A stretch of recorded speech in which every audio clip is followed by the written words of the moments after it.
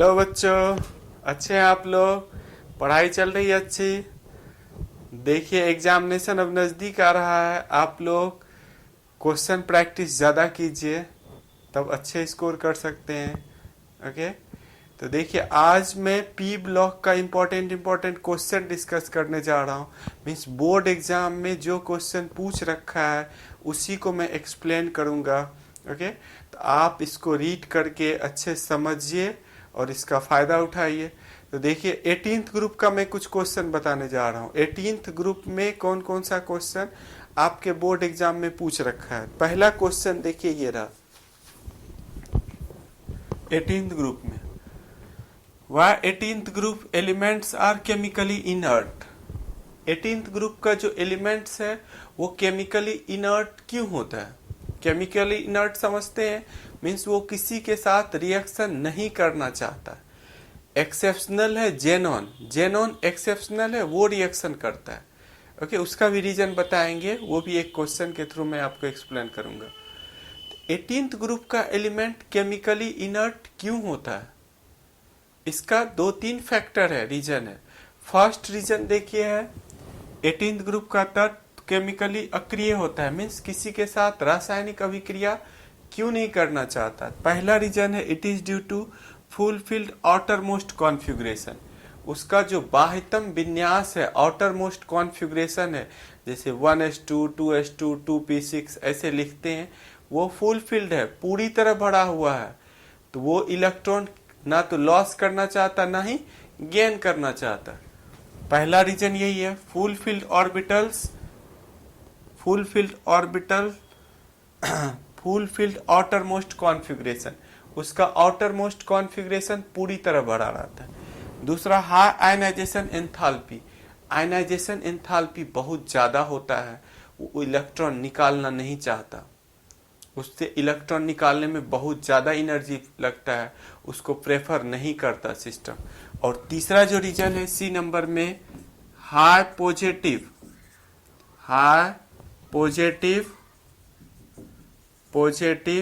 Electron gain enthalpy, electron gain enthalpy, electron ग्रहण enthalpy, electron ग्रहण enthalpy उच्च होता है, उच्च होता है। समझ पा रहे हैं आप? 18th group element chemically inert क्यों है? इनका ये सब फैक्टर्स है। आपको सारे पॉइंट्स लिखने पड़ेंगे, तब आपको मार्क्स मिलेगा। 2 मार्क का क्वेश्चन आता है 2 नंबर में, ये सारे पॉइंट्स आपको लिखने होंगे। ओके, मैं आज केवल क्वेश्चन वो भी वो सारा क्वेश्चन देखिए, मैं देखिए क्वेश्चन लिख के लाया हूँ जो बोर्ड एग्जाम में आपको पूछ रखा है। यही सब क्वेश्चन मैं बारी बारी से आपको एक्सप्लेन करने चाह रहा हूँ कि ये क्वेश्चन पूछ रखा है, आपको तैयार करना है। उसके अलावा भी मैं कुछ एडिशनल क्वेश्चन ऐड करूंगा, ओके, जो आपको पूछ सकता है एग्जाम में। आप इस पार्ट को कॉपी कर लीजिए, आप इसको कॉपी कीजिएगा, तब मैं दूसरा क्वेश्चन देखिए एक्सप्लेन करूंगा।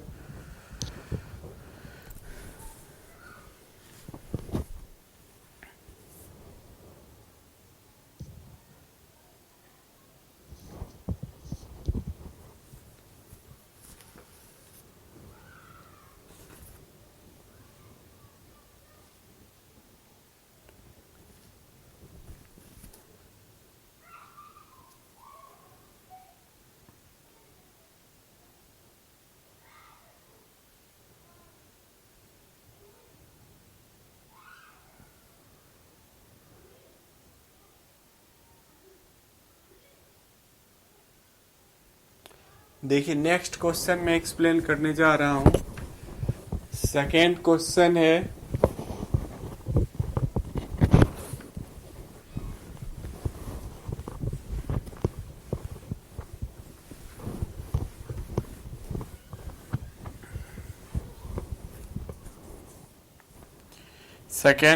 है आपका in noble gas. Second question देखिए है in noble gas only xenon only xenon for chemical compound. Chemical compound. Why? Explain. ऊपर में देखिए मैं एक्सप्लेन लिख देता हूँ, इसको एक्सप्लेन करना है या यहाँ पर क्वेश्चन वाह देखिए कह रहा है आपको अक्रिय गैस में केवल जेनॉन रासायनिक यौगिक बनाता है। क्यों? इनर्ट गैस में कौन कौन सा कंपाउंड आता है आपका? 18th ग्रुप में आता है आपका helium, neon, argon, krypton, xenon, radon. ये सारे 18th ग्रुप का एलिमेंट है। इसमें केवल जेनॉन ही क्यों कंपाउंड बनाता है? यही है क्वेश्चन समझ पा रहे हैं आप? केवल जेनॉन ही कंपाउंड क्यों बना रहा है, बाकी का मेंबर कंपाउंड क्यों नहीं बना पाता? इसी का एक्सप्लेनेशन मैं बताने जा रहा हूं। It is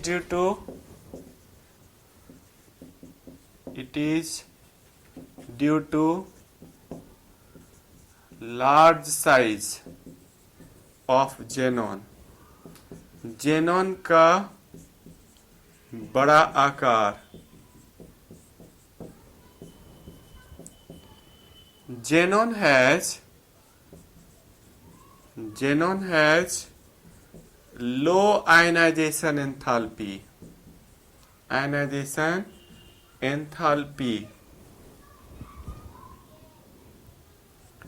xenon की आयनन ऊर्जा कम होती है।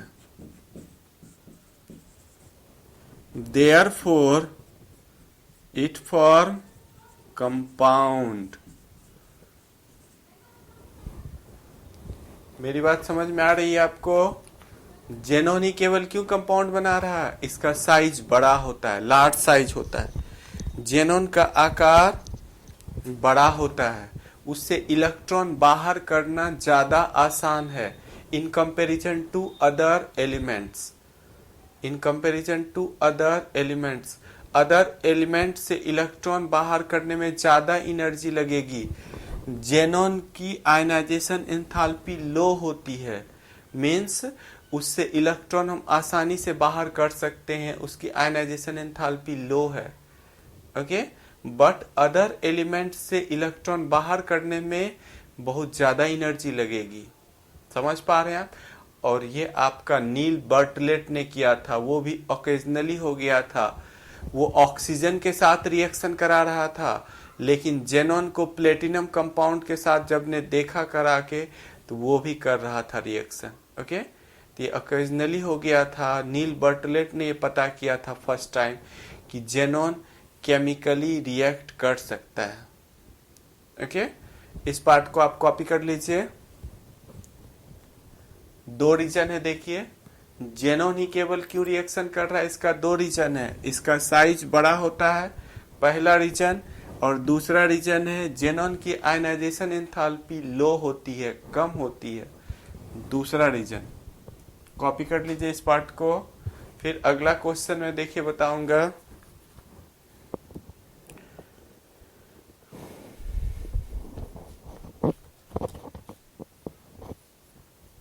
Write the reaction of xenon with PtCl6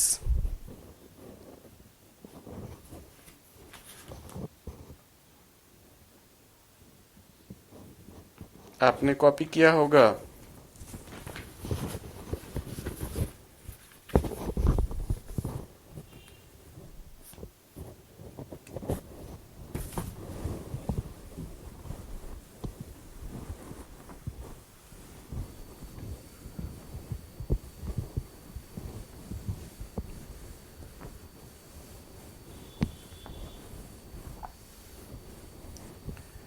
next question, third question है, राइट द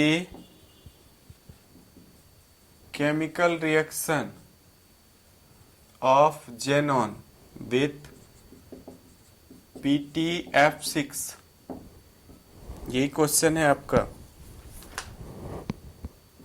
जेनॉन का PTF6 के साथ अभिक्रिया लिखें, अभिक्रिया लिखें।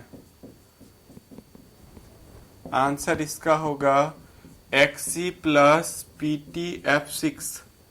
ये फॉर्मेशन करेगा Xc प्लस PTF6 माइनस, ये याद करनी है आपको। इसमें ये देखिए इलेक्ट्रॉन ये लॉस कर रहा है जेनॉन और गेन कर रहा है। जेनॉन की आयनाइजेशन एंथैल्पी लो है, इस कारण से जेनॉन की फर्स्ट इलेक्ट्रॉन ये आयनाइजेशन एंथैल्पी होती है 1170 किलो जूल पर मोल।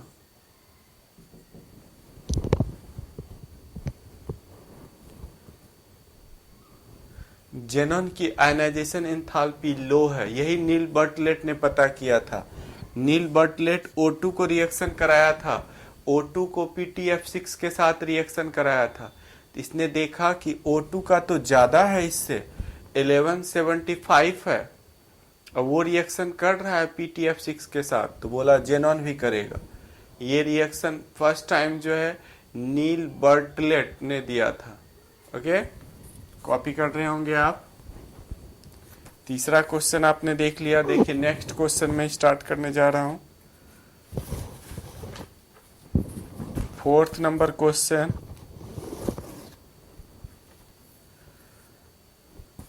Explain why valency of inert gas is 0। Fourth question है आपका।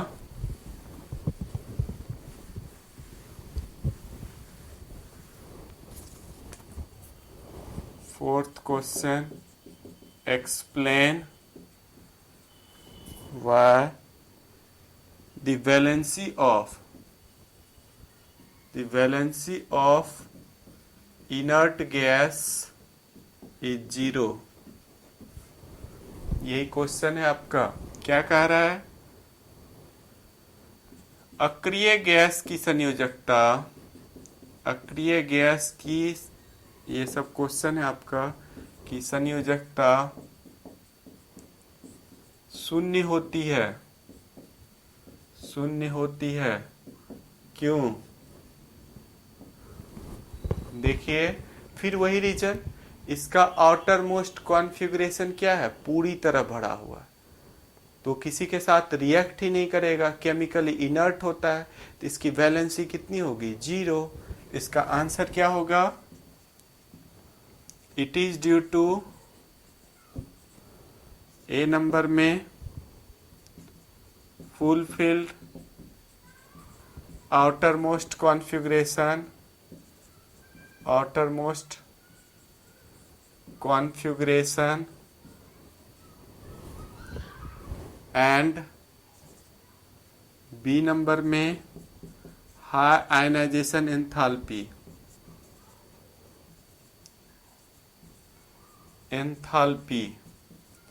therefore it is chemically inert, therefore it has 0 valency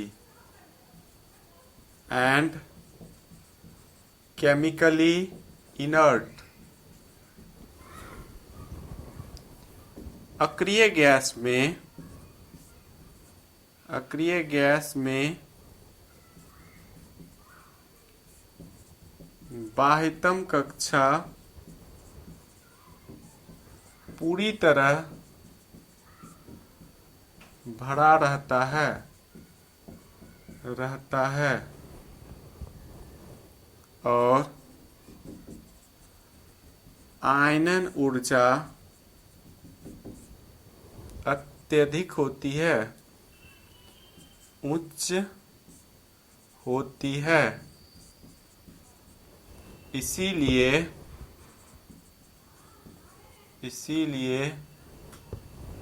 इसकी संयोजकता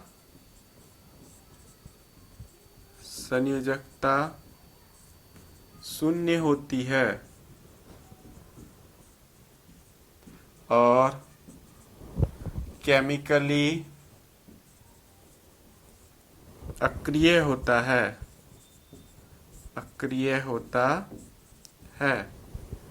समझ पा रहे हैं आप?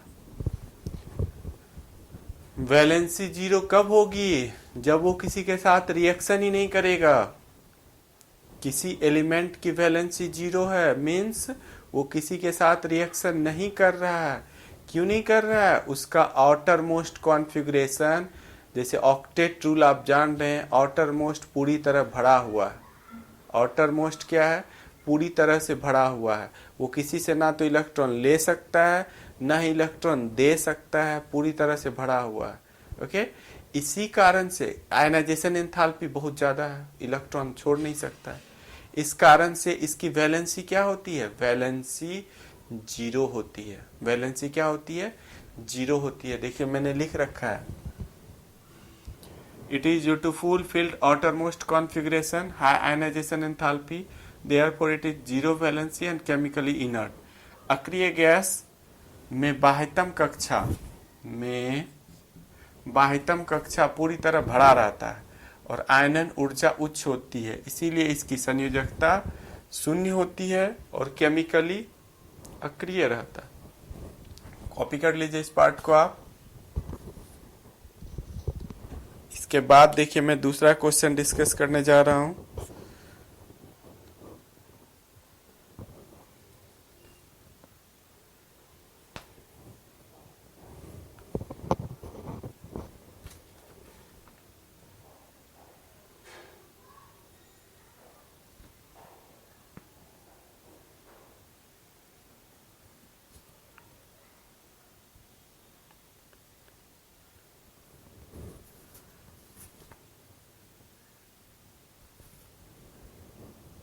मे बी आपने कॉपी किया होगा।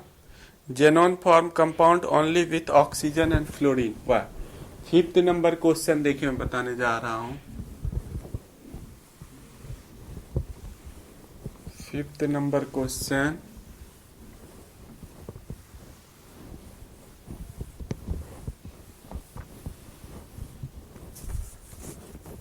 नंबर क्वेश्चन, आपका ये रहा। जेनॉन एक्सी क्या है? जेनॉन है। Xenon form compound only with oxygen and fluorine. वाह, जेनॉन केवल ऑक्सीजन और फ्लोरीन के साथ यौगिक बनाता है।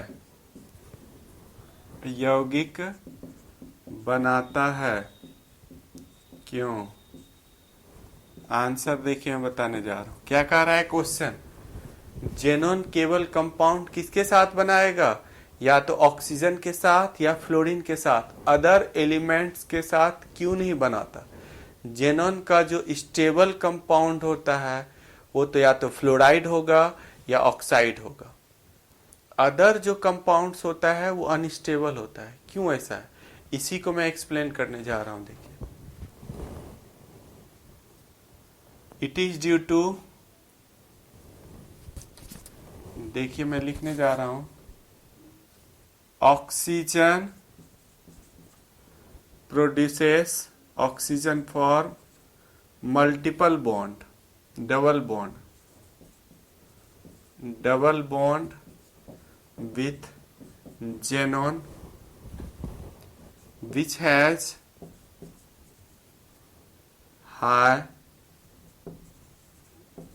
bond enthalpy and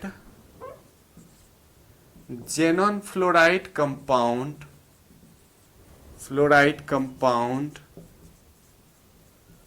has high lattice energy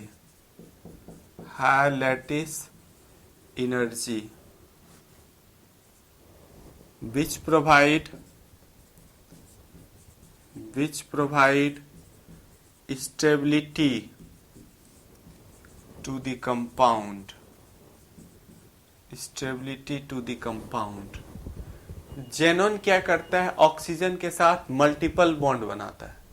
means oxide जो कंपाउंड होता है उसमें मल्टीपल बॉन्ड बना के रहता है, से XCO3। यहाँ पर देखिए ये एक लोन पेयर है, डबल बॉन्ड बना के स्टेबलाइज करेगा। कैसे स्टेबलाइज कर रहा है, double bond. Means double bond जब ज्यादा होगा तो उसकी एनर्जी बहुत ज्यादा होगी, वो स्टेबल कंपाउंड होगा। और जेनॉन फ्लोराइड का जो कंपाउंड होता है इसकी लैटिस एनर्जी बहुत ज्यादा होती है, जो इस कंपाउंड को स्टेबल रखता है। मीन्स ऑक्सीजन और फ्लोराइड का कंपाउंड स्टेबल होता है। इसका दो रीजन है, एक मल्टीपल बॉन्ड बनने के कारण ऑक्सीजन जेनॉन के साथ मल्टीपल बॉन्ड बना लेता है, डबल बॉन्ड बना के स्टेबल हो जाता है।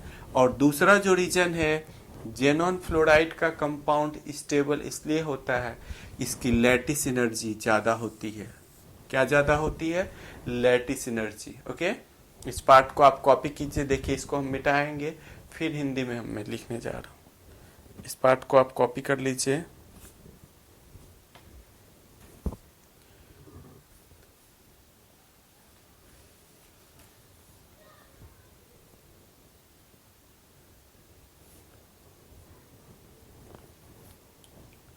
देखिए इसका हिंदी में मैं बताने जा रहा हूं।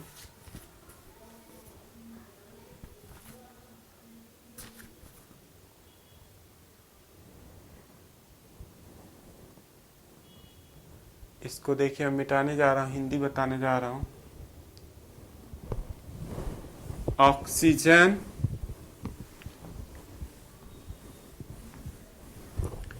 ऑक्सीजन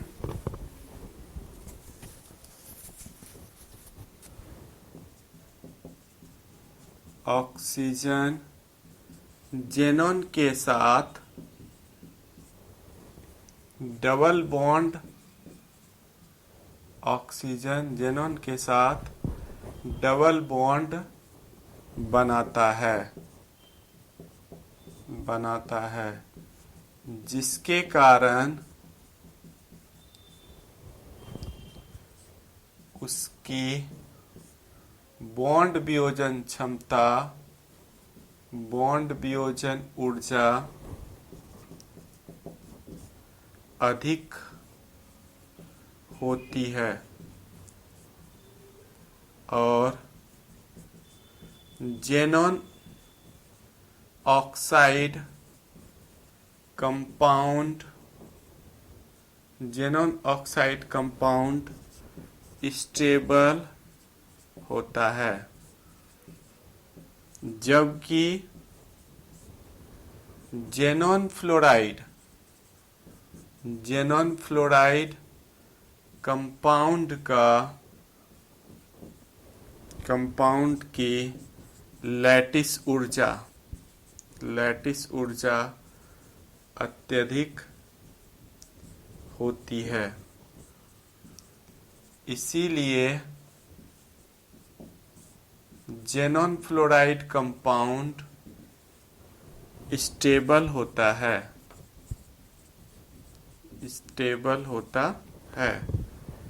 समझ में आ रहा होगा आप लोगों को। ऑक्सीजन जेनॉन के साथ डबल बॉन्ड बनाता है, जिसके कारण उसकी बॉन्ड वियोजन ऊर्जा अधिक होती है और जेनॉन ऑक्साइड कंपाउंड स्टेबल होता है, जबकि जेनॉन फ्लोराइड कंपाउंड की लैटिस ऊर्जा अत्यधिक होती है। इसीलिए xenon fluoride compound stable. Xenon केवल ऑक्सीजन और फ्लोरीन के साथ ही क्यों कंपाउंड बना रहा है? जेनॉन ऑक्सीजन के साथ डबल बॉन्ड से जुड़ा हुआ रहेगा। जब डबल बॉन्ड से जुड़ा रहेगा तो उसकी ऊर्जा अधिक होगी, कंपाउंड स्टेबल हो जाएगा। और जेनॉन फ्लोराइड का कंपाउंड की ऊर्जा, लैटिस ऊर्जा, उसको तोड़ने में, लैटिस ऊर्जा क्या होती है, एक मोल को तोड़ने में जो एनर्जी लगेगी वो अत्यधिक होती है, जिसके कारण वो कंपाउंड स्टेबल होता है। इसीलिए जेनॉन केवल किसके साथ कंपाउंड बनाना पसंद करता है? केवल ऑक्सीजन और फ्लोरीन के साथ। बाकी के साथ यदि कंपाउंड बनाएगा भी तो वो अनस्टेबल होता है, लॉन्ग टाइम सरवाइव नहीं कर पाता। इसीलिए ज़ेनॉन केवल किसके साथ कंपाउंड बनाता है? ऑक्सीजन और फ्लोरीन के साथ। ओके, कॉपी कर लीजिए इस पार्ट को आप। देखिए नेक्स्ट क्वेश्चन में बताने जा रहा हूं।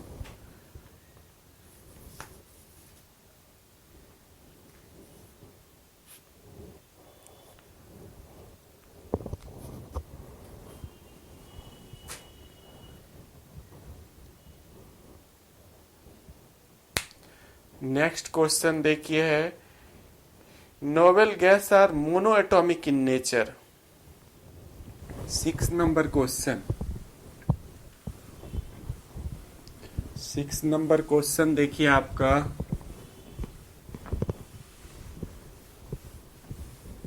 Nobel gas are monoatomic in nature. 6 number question, noble gas are monoatomic in nature. Explain. अक्रिय गैस मोनोएटॉमिक प्रकृति की होती है।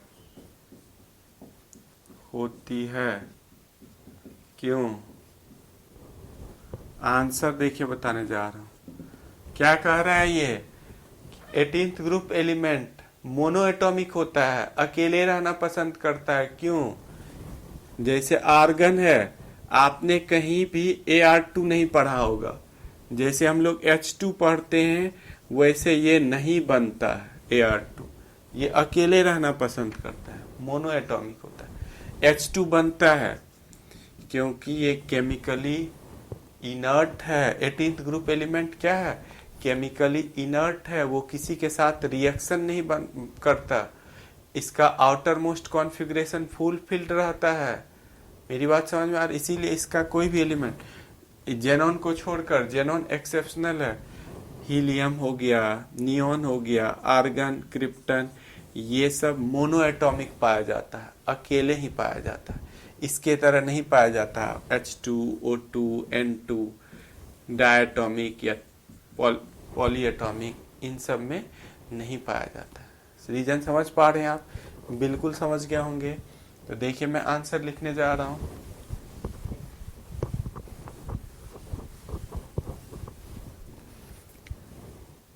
Noble gas has complete outermost configuration. Novel gas has complete outermost configuration and high ionization enthalpy. Therefore, it is chemically inert and exist in monoatomic nature. Monoatomic nature. अक्रिय gas की बाह्यतम कक्षा पूरी तरह भरा रहता